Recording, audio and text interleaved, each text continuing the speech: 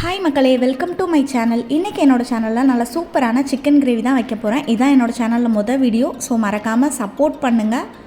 தேவையான பொருட்கள் எல்லாமே டிஸ்கிரிப்ஷனில் கொடுத்துருக்கேன். ஸோ பாத்திரத்தை அடுப்பில் வச்சுட்டு அடுப்பை ஆன் பண்ணிக்கிறேன். ஸ்டவ் ஆன் பண்ணிவிட்டு பாத்திரம் நல்லா சூடாகட்டும். சூடானதுக்கு அப்புறம் எண்ணெய் ஆட் பண்ணிக்கிறேன். சமையல் எண்ணெய் நான் சன்ஃப்ளவர் ஆயில் எடுத்திருக்கேன். ஸோ நான் ஒரு 3 டீஸ்பூன் அளவு ஆயில் எடுத்திருக்கேன். 3 டீஸ்பூன் சொல்ல முடியாது, 3 கரண்டி அளவுக்கு எடுத்திருக்கேன். ஸோ எண்ணெய் நல்லா சூடாயிருச்சான்னு பாருங்கள். நல்லா முட்டை முட்டையாக வந்ததுக்கப்புறம் கடுகு போடுங்க. போட்டோன்னா நல்லா வெடிக்கும். கடுகு நல்லா வெடித்து வரட்டும். கடுகு நல்லா வெடிச்சிருச்சு. இப்போ ஒரு பல்லாரி நல்லா நீட்டமாக வெட்டி வச்சுருக்கேன். ஒரே ஒரு பச்சை மிளகா, அதுவும் நல்லா நீட்டமாக வாசனைக்காக சேர்த்துருக்கேன். வெங்காயம் நல்லா பொன்னிறமாக வதங்கி வரணும். ஸோ ஒரு லைட் கோல்டன் கலர், லைட்டாக கரிஞ்சும் கரியாமலும் இந்த மாதிரி ஒரு லைட் கோல்டன் கலர் வரணும். ஸோ இந்த மாதிரி வதக்குனதுக்கப்புறம் நான் தக்காளி ஆட் பண்ணிக்கிறேன். ஒரே ஒரு தக்காளி நல்லா நீட்டமாக கட் பண்ணி வச்சுருக்கேன். தேவையான அளவு உப்பு சேர்த்துக்கலாம். அதாவது தக்காளி வதங்குறதுக்கு தேவையான அளவு உப்பு சேர்த்துக்கலாம். சிக்கன் போட்டதுக்கப்புறம் நமக்கு எவ்வளோ தேவை அப்படிங்கிறத பார்த்து கடைசியாக மசாலா கூட போட்டுக்கலாம். 1 டீஸ்பூன் அளவுக்கு இஞ்சி பூண்டு பேஸ்ட்டு சேர்த்துருக்கேன். கொஞ்சம் ஒட்டிகிட்டு இருக்கிறதுனால கையில் எடுத்து போட்டேன். இஞ்சி பூண்டு பேஸ்ட்டு, அந்த வெங்காயம் தக்காளி எல்லாமே நல்லா வதங்கட்டும். நல்லா மிக்ஸ் பண்ணி விடுங்க. தக்காளி வெங்காயம் எல்லாமே நல்லா வதங்கி வரணும். அந்த இஞ்சி பூண்டு பேஸ்ட்டில் இருக்க பச்சை வாசனை எல்லாமே போயிட்டு நல்லா வதங்கி வரணும்.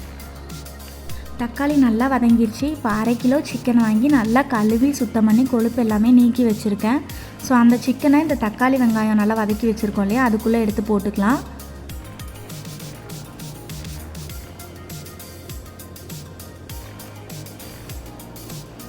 போட்டுட்டு நல்லா மிக்ஸ் பண்ணுங்கள். நல்லா மிக்ஸ் பண்ணி அந்த தக்காளி வெங்காயம் அந்த சிக்கன் எல்லாமே ஒன்றா மிக்ஸ் ஆகணும். அந்தளவுக்கு நல்லா மிக்ஸ் பண்ணுங்கள். ஸோ நான் ஒரு கறி துணி எடுத்து பிடிச்சிட்டு அப்படியே நல்லா மிக்ஸ் பண்ணி விடுறேன்.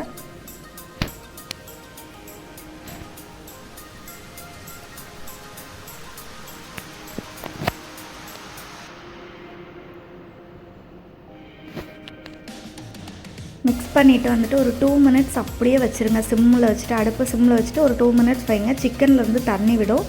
ஸோ இதை விட்டுருக்கு பார்த்திங்களா, நான் ஒரு 2 மினிட்ஸ் வச்சுருந்தேன். ஸோ இந்த தண்ணியிலே தான் நம்ம ஃபுல்லாக அந்த கிரேவி வைக்க போகிறோம். நான் எக்ஸ்ட்ரா எந்த தண்ணியுமே ஆட் பண்ண போகிறது கிடையாது. ஸோ இப்போ பொடி எல்லாமே போட்டுக்கலாம். 1 ஸ்பூன் மல்லித்தூள், 1.5 ஸ்பூன் மல்லித்தூள், 1 ஸ்பூன் மிளகாய்த்தூள், 1/4 ஸ்பூன் கரம் மசாலா, ஒரு பிஞ்ச் அளவுக்கு மஞ்சள் தூள் சேர்த்துக்கலாம். 2 ஸ்பூன் அளவுக்கு சிக்கன் மசாலா சேர்த்துருக்கேன். தேவையான அளவு உப்பு சேர்த்துக்கலாம். ஆல்ரெடி தக்காளி வதங்குறதுக்கு உப்பு போட்டிருந்தேன். ஸோ இப்போ சிக்கனுக்கு தேவையான அளவு உப்பு சேர்த்துக்க போகிறேன். சேர்த்துட்டு நல்லா மிக்ஸ் பண்ண போகிறோம். சிக்கன் அந்த மசாலா எல்லாமே நல்லா ஒன்றோட ஒன்றா மிக்ஸ் பண்ணி அந்த பச்சை வாசனை போகிற அளவுக்கு நல்லா கிண்டி விடணும். ஸோ நல்லா அந்த பச்சை வாசனைலாம் போனதுக்கப்புறம் ஒரு மூடி போட்டு மூடுவோம். ஸோ இப்போ நல்லா மிக்ஸ் பண்ணலாம்.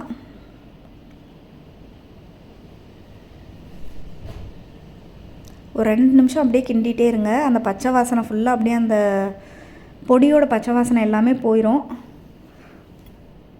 நான் 2 நிமிஷம் கிண்டிட்டேன். இப்போ ஒரு மூடி போட்டு மூட போகிறேன். அந்த மசாலாவில் இருக்க பச்சை வாசனை எல்லாமே போயிடுச்சு இப்போது.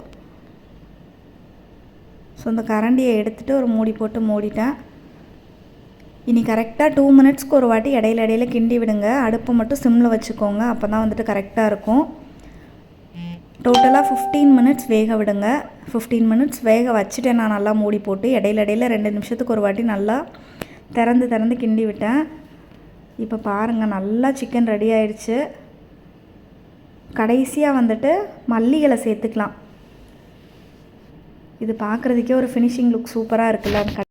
சூப்பர் டூப்பரான சிக்கன் கிரேவி ரெடி ஆகிடுச்சு. ஸோ இந்த மாதிரி தரமான சுவையில் ஒரு சிக்கன் கிரேவியை செஞ்சு உங்கள் வீட்டில் இருக்கவங்க எல்லாருக்குமே கொடுங்க. உங்கள் கைக்கு தங்க மோதிரம் கன்ஃபார்முங்க. மறக்காமல் இந்த டிஷ்ஷை செஞ்சு பாருங்கள். அப்படியே சமையல் ராணி யூடியூப் சேனலை சப்ஸ்கிரைப் பண்ணிக்கோங்க. மறுபடியும் சொல்கிறேங்க, இது என்னோடய முதல் வீடியோ. உங்களோட ஆதரவு தான் எனக்கு நல்ல ஒரு வெற்றியை தரும்னு நம்புகிறேன். தேங்க்யூ.